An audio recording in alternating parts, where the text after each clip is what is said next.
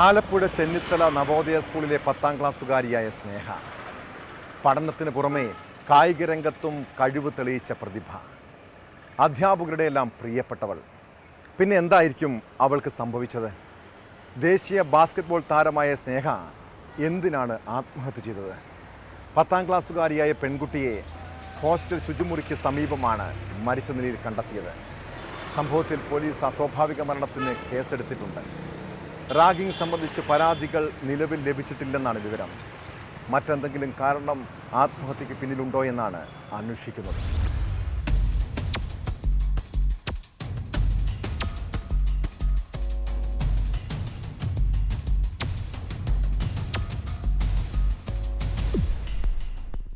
പുലർച്ചെ 4:30യോടെയാണ് നേഹയുടെ മൃതദേഹം പെൺകുട്ടികളുടെ ഹോസ്റ്റലായ ആരവല്ലിയുടെ ശുചിമുറിക്ക് സമീപം കണ്ടെത്തിയത്.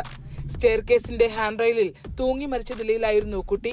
ഇന്നലെ വൈകുന്നേരം നടന്ന പരിപാടികൾ ഉൾപ്പെടെ വളരെ സജീവമായി നേഹ ഉണ്ടായിരുന്നുവെന്ന് ക്ലാസ് ടീച്ചർ അമ്പിളി പറഞ്ഞു. മരണത്തിലേക്ക് നയിച്ച കാരണമെന്തെന്ന് കണ്ടെത്താനായിട്ടില്ല.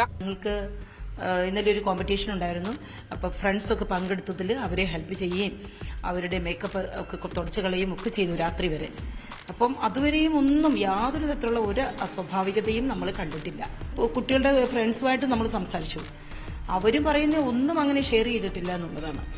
ആറാട്ടുപുഴയിൽ നിന്നുള്ള മത്സ്യത്തൊഴിലാളി കുടുംബാംഗമായ നേഹ ദേശീയ ബാസ്കറ്റ്ബോൾ താരമാണെന്ന് മന്ത്രി സജി ചെറിയാൻ പറഞ്ഞു. സംഭവത്തിൽ കളക്ടർ, ജില്ലാ പോലീസ് മേധാവി എന്നിവരോട് റിപ്പോർട്ട് ആവശ്യപ്പെട്ടിട്ടുണ്ട്. 10ാം ക്ലാസ് വിദ്യാർത്ഥിനി എന്താണ് ഇങ്ങനൊരു കൃത്യം ചെയ്തതെന്നുള്ളതിനെ കുറിച്ചാണ് നമ്മൾ പരിശോധിക്കുന്നത്. അപ്പോൾ പോലീസ് ഇപ്പോൾ എന്തായാലും അതിന്റെ നടപടിക്രമങ്ങൾ കൃത്യമായിട്ട് ഇപ്പോൾ ചെയ്തിട്ടുണ്ട്. ഇൻക്വസ്റ്റ് തയ്യാറാക്കി ബന്ധപ്പെട്ട എല്ലാ ഏജൻസികളും ഇവിടെ വന്നിപ്പോൾ ആദ്യഘട്ട പരിശോധന നടത്തിയിട്ടുണ്ട്. ഇപ്പോൾ ഞാൻ കളക്ടറെടുക്കെ സംസാരിച്ചു. എത്രയും വേഗം കളക്ടറും പോലീസ് സൂപ്രണ്ടും എസ് പി അടക്കം സ്ഥലത്തെത്തി കൃത്യമായ പരിശോധന വേണം. ആരെയെങ്കിലും ഇതിന്റെ പേരിൽ ക്രൂശിക്കാനോ മോശപ്പെടുത്താനോ നമ്മൾ ശ്രമിക്കാൻ പാടില്ല. അതേസമയം ഹോസ്റ്റലിൽ താമസിക്കുന്ന കുട്ടികൾക്ക് കൃത്യമായ കൌൺസിലിംഗ് ഉൾപ്പെടെ ലഭ്യമാക്കുന്നില്ലെന്ന് ആരോപിച്ച് ഡിവൈഎഫ്ഐ പ്രതിഷേധവുമായി രംഗത്തെത്തി.